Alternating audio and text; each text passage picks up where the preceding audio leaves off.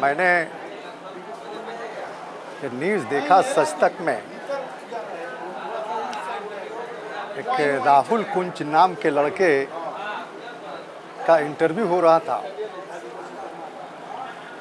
मैं सच तक के जो संचालक हैं मनीष कश्यप जी, उनका ध्यान आकृष्ट कराते हुए ये कहना चाहूँगा कि ऐसे बेहुदा स्टेटमेंट अगर सच तक में चलने लगे, ये बहुत ही निराशा वाली बात है। जहाँ तक कला और कला के प्रदर्शन का मामला है, फिल्म इंडस्ट्री हमेशा कला पर निर्भर करती है और कलाकार अपने कला का प्रदर्शन करते हैं।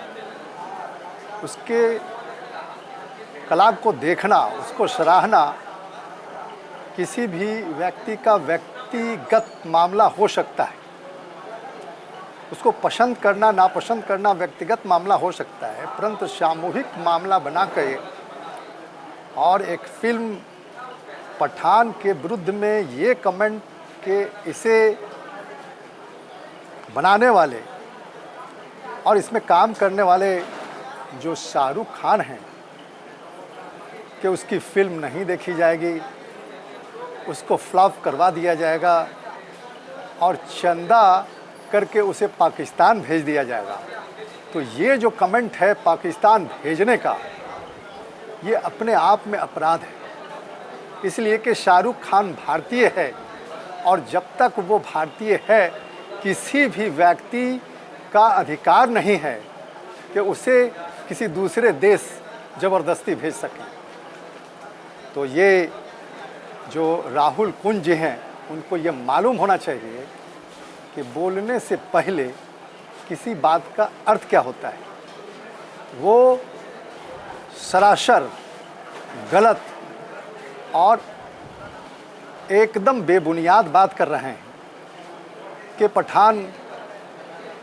पठान जो फिल्म बनी है, एक कोई कैरेक्टर है, अब उसके काम को अगर उस फिल्म में सराहा जाता है, उसको दिखाया जाता है, तो नहीं देखना है तो ये अलग बात है।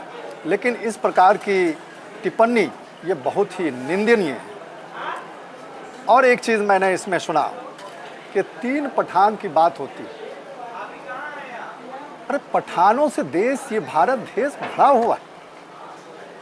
ये राहुल कुंजी तो अभी 3 दिन के बच्चे हैं, इनको खान अब्दुल गफ्फार खान याद नहीं है। खान अब्दुल गफ्फार खान, जिसको सीमांत गांधी कहा जाता था, कहा जाता है भी, तो उनके साथ जो लड़ने वाले थे, एक बार सवाल हुआ कि भाई वो पठान की जो फ़ौज है वो भाग गई, तो उन्होंने कहा कि अगर पठान की फ़ौज के पीठ में गोली लगी होगी तो ये माना जा सकता है कि वो मैदान से भागी है, और अगर उसके सीने में गोली है तो सीने में गोली खाने वाला मैदान जंग से भाग नहीं सकता। तो जिस पठान की बात करता है तो वो एक कला हो सकती है, एक कलाकार हो सकते हैं, परंतु पठानों की बात अगर ये राहुल कुंज करते हैं तो भारत देश पठानों का भी है, भारत देश हिंदुओं का भी है, भारत देश मुसलमानों का भी है, सिख का भी है, ईसाई का भी। किसी को कोई ज़बरदस्ती भेज नहीं सकता है। ये राहुल कुंज की क्या औकात है? ये किस खेत के मूली? मैं इसे कुछ नहीं समझता हूँ। हाँ, ये सस्ती लोकप्रियता हासिल करने का एक अच्छा माध्यम है कि किसी अच्छे व्यक्ति के विरुद्ध में बोले, किसी धर्म के विरुद्ध में बोले, परंतु मैं ऐसे मामले का संज्ञान मनीष कश्यप जी को देना चाहता हूं कि इस तरह के इंटरव्यू से, इस तरह के मामले से उनका नुकसान होगा, फ़ायदा नहीं होगा। उनकी जो अंतर्राष्ट्रीय छवि बन रही है वो धूमिल होगी।